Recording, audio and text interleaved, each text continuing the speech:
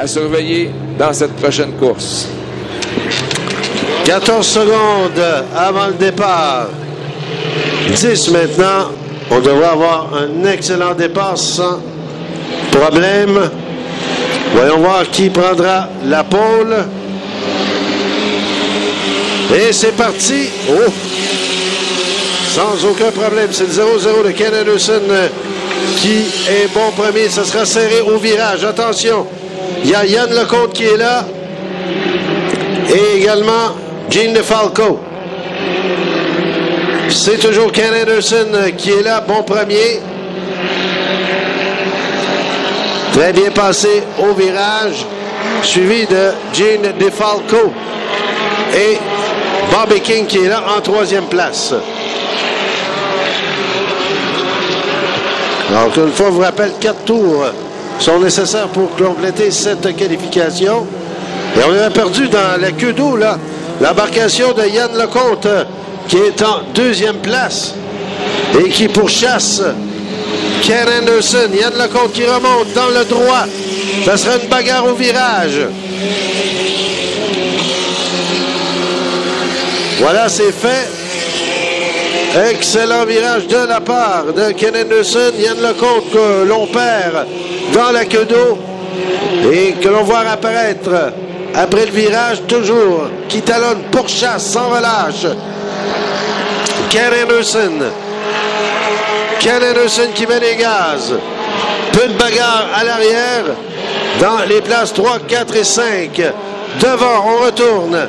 C'est Ken Anderson au virage. Très serré à l'intérieur. Garde sa position de tête. Pourchassé qu'il est toujours par Yann Lecomte. Le CS28. Yann Lecomte qui offre un pilotage assez stable. On ouvre les gaz. On va tout tenter au passage du virage. Lecomte à l'extérieur, à l'intérieur. Anderson. Anderson près des bouées. Lecomte que nous n'allons pas apercevoir la queue d'eau.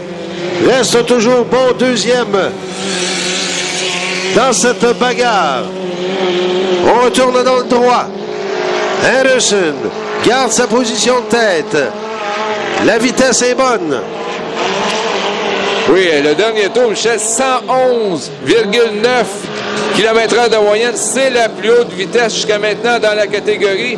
Et même Yann Lecomte a fait un tour à 112,6 km/h de moyenne. Ah, c'est assez étonnant, là, tout ça. On présente le drapeau blanc. Est-ce que Lecomte va y aller pour consolider sa deuxième place? Est-ce qu'on va prendre des risques? Mais ce sont des pilotes acharnés qui aiment la victoire. Attention au virage. Anderson, toujours bon premier. Lecomte deuxième. Oui. Selon la formule, pour Yann Lecomte, l'important, là, c'est de compléter. Il a la deuxième plus haute vitesse là, de la classe, donc il n'a pas besoin de gagner. Ça, on se qualifie selon les vitesses. Exactement. Donc, va obtenir le meilleur corridor à l'intérieur lors de la finale. Attention au virage. Anderson qui passe bien. Ce sera Anderson qui gagnera cette qualification. Mais à noter, le meilleur parcours en vitesse offert par Yann Lecomte là-dessus.